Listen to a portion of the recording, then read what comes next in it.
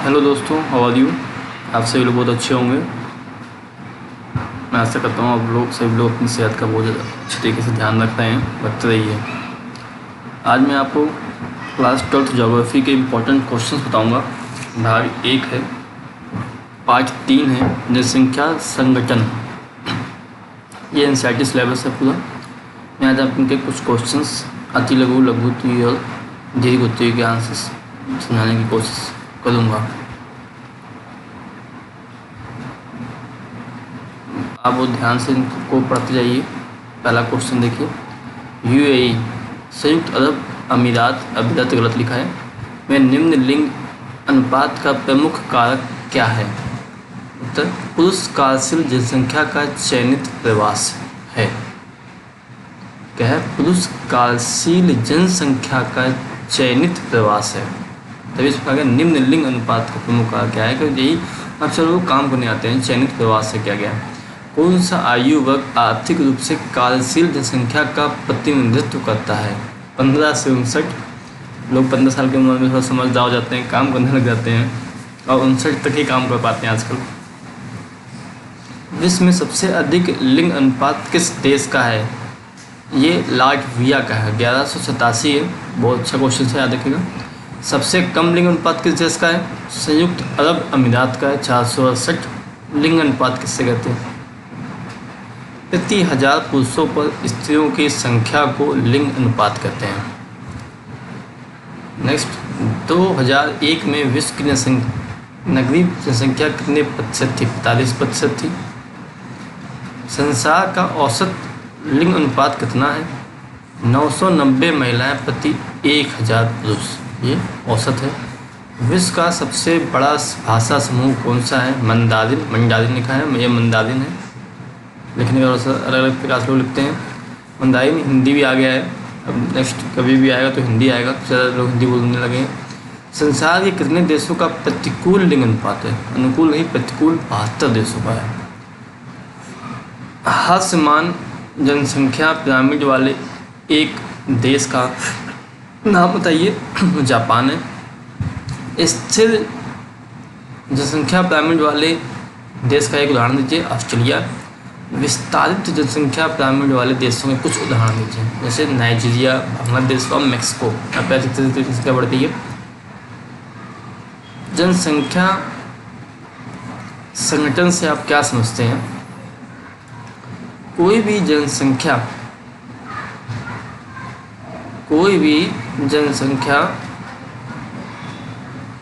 विभिन्न आयु वर्ग के स्थिर पुरुषों से मिलकर बनती है। जनसंख्या संगठन या जनांकी संरचना जनसंख्या की उन विशेषताओं को प्रदर्शित करता है जिनकी माप की जा सके तथा जिनकी मदद से दो विभिन्न प्रकार के व्यक्तियों के समूहों में अंतर अथवा तुलना की जा सके। उसे जनसंख्या संगठन कहते हैं। आयु, लिंग, साक्षरता, आवास का स्थान, व्यवसाय आदि ऐसे महत्वपूर्ण घटक हैं जो जनसंख्या के संगठन को प्रदर्शित करते हैं। किसी देश के भावी विकास की योजनाओं को बनाने तथा निश्चित करने में जनसंख्या संगठन का महत्वपूर्ण योगदान है। आप समझ रहे हैं क्या जनसंख्या संगठन था, मैंने आपको बताया। आगे देखिए,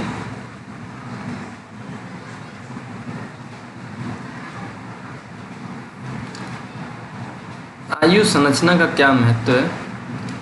आयु संरचना का एक देश के जननांकीय तत्व के रूप में बड़ा महत्व है। आयु संरचना के आधार पर यह ज्ञात किया जा सकता है कि विभिन्न आयु वर्गों में लोगों का कितना प्रतिशत है। तभी आयु संरचना है कि विभिन्न आयु वर्ग में लोग कितने प्रतिशत होता है। कैसे लगेगा कि 18 साल से कम उम्र में कितने लोग हैं, 18 से 30 की उम्र में कितने लोग हैं, 30 से 50 की उम्र में कितने हैं, 50 से 60 की उम्र में कितने हैं। यदि जनसंख्या में 0 से 14 वर्ष की आयु की जनसंख्या अधिक हो तो आश्रित जनसंख्या का अनुपात अधिक होगा। इसके कारण आर्थिक विकास क्या हो जाएगा, धीमा हो जाएगा। बता दिया गया आपको कि 0 से 14 वर्ष की जनसंख्या अधिक है तो उनका आर्थिक विकास नहीं हो सकता, क्योंकि वो लोग आश्रित हैं। छोटे बच्चे क्या कर पाएंगे वो, उनको तो हमें ध्यान देने की जरूरत है। नेक्स्ट, 15 से 59 वर्ष के आयु में अधिक जनसंख्या होने पर कार्यशील अथवा अर्जक जनसंख्या अधिक होने की संभावना होती है, जो देश के संसाधनों के दोहन करने में सहायक होती है।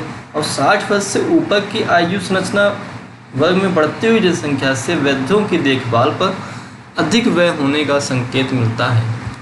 उपरोक्त तथ्यों से स्पष्ट है कि जनसंख्या के जनानकी निर्धारक के रूप में आयु संरचना का अध्ययन बहुत महत्वपूर्ण है।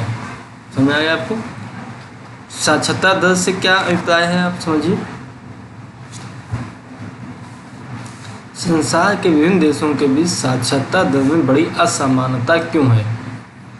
साक्षरता दर से अभिप्राय 7 वर्ष या उससे अधिक आयु वर्ग के लोगों के प्रतिशत से है। 7 वर्ष या उससे अधिक, की बात को ध्यान रखिएगा। ये 7 वर्ष क्यों कहा गया है? कहा गया 7 वर्ष या उससे अधिक आयु वर्ग के लोगों के लिए है। समझा? भी मैं आपको पॉइंटर रख दूंगा, इससे आपको बहुत हेल्प मिलेगा।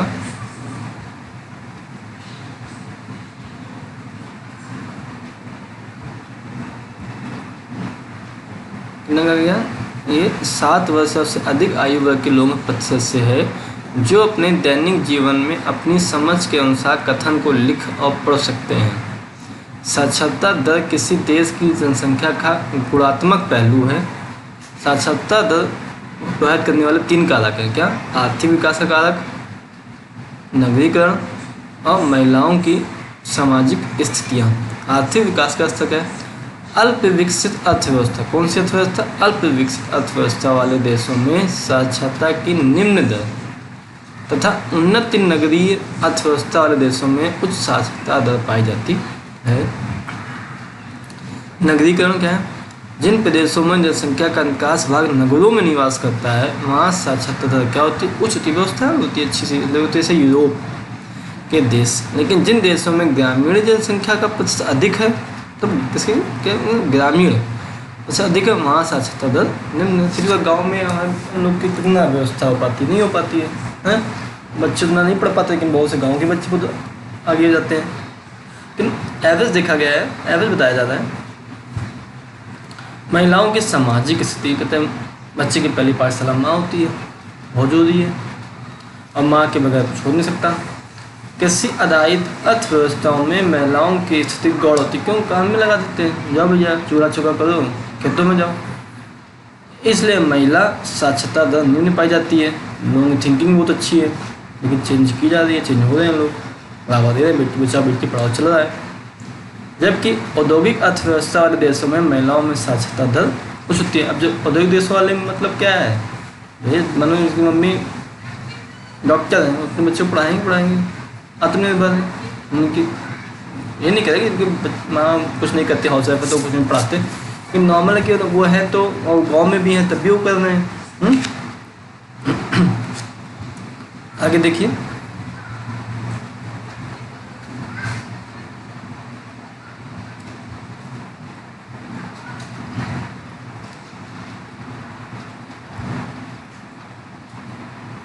संसार के ग्रामीण और नगरीय जनसंख्या संगठन का उदाहरणों सहित वर्णन कीजिए। क्या? संसार के ग्रामीण व नगरीय जनसंख्या संगठन के महत्वपूर्ण बिंदु निम्न हैं। जनसंख्या का ग्रामीण और नगरीय विभाजन निवास के आधार पर होता है। बिल्कुल बात सही है। ग्रामीण व नगरीय जीवन आजीविका और सामाजिक दशाओं में एक दूसरे से भिन्न होता है। हाँ, गांव की जीवन शैली देख लीजिए, शहर की जीवन शैली देख लीजिए, सामाजिक दशाएं देख लीजिए, वो भी लगा। गांव में किसी में कुछ हो मत लोग आ जाते हैं, शहर में किसी की लड़ाई हो जाए तभी लोग नहीं बोलते हैं। तो सामाजिक दशाएँ और आजीविका दोनों में अंतर है। विश्व के अधिकांश जनसंख्या ग्रामीण क्षेत्रों में निवास करती है। बिल्कुल बात सही है। आज भी विश्व के अधिकांश जनसंख्या क्या है? ग्रामीण क्षेत्रों में ही निवास करती है। कोरोना पीरियड में लोग गांव के भागे हैं, गांव की वैल्यू बढ़ी है। ग्रामीण व नगरीय क्षेत्रों में आयु व लिंग संगठन, व्यावसायिक संरचना, जनसंख्या का घनत्व, विकास का हिस्सा अलग अलग होता है। नगर में लोग पास पास रहते हैं, वहाँ दूर रहते हैं। विकास शहर में आपको सब कुछ मिल जाएगा, डॉक्टर मिल जाएगा, इंजीनियर मिल जाएंगे, सब चीज़ें अवेलेबल हो जाएंगी, लेकिन गांव में थोड़ा सा दूर है, कस्बों में मिल पाता है।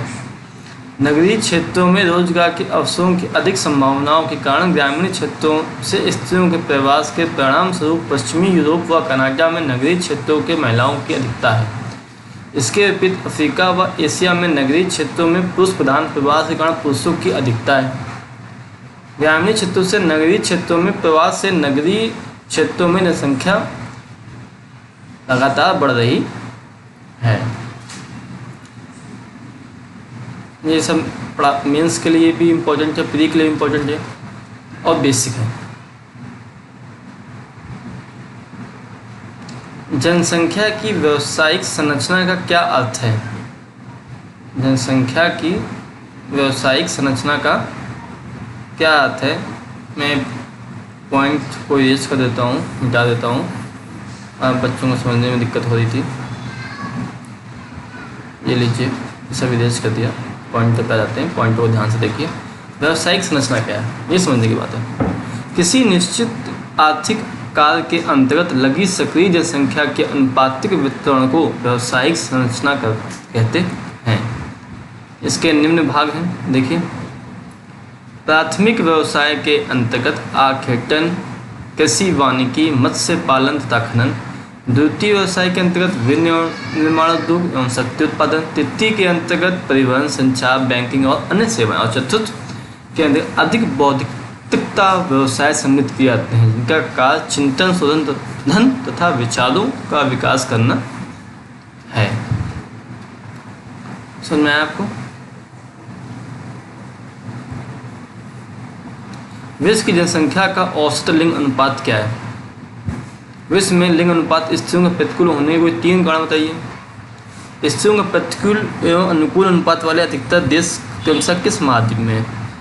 विश्व की जनसंख्या का औसत लिंग अनुपात प्रति 1000 पुरुषों पर 990 है, 10 कम क्यों होते हैं? ये देखिए आप, स्त्री भ्रूण हत्या, लोग भ्रूण में हत्या कर देते हैं लड़कियों की। स्त्रियों के प्रति घरेलू हिंसा करते हैं। स्त्रियों के सामाजिक आर्थिक स्तर का निम्न होना। प्रतिकूल लिंग अनुपात एशिया में है और अनुकूल यूरोप में है। ए से लेकर जेड तक के भौगोलिक लक्षण दिखाए गए हैं। निम्न विवरण की सहायता से पहचान कीजिए। मानचित्र पर दिए गए बिंदु पर इनके सही नाम बताइए।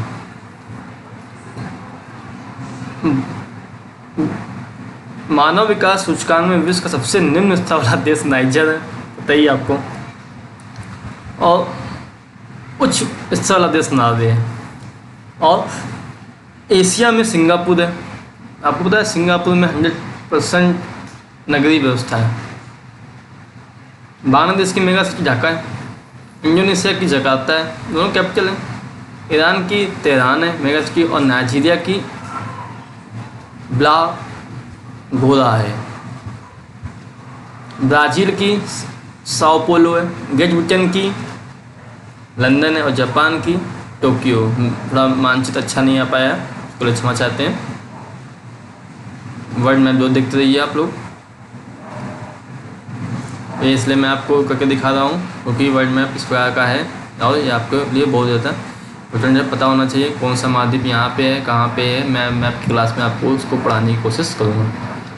वीडियो देखने के लिए, सुनने के लिए आप सभी लोगों का बहुत बहुत धन्यवाद।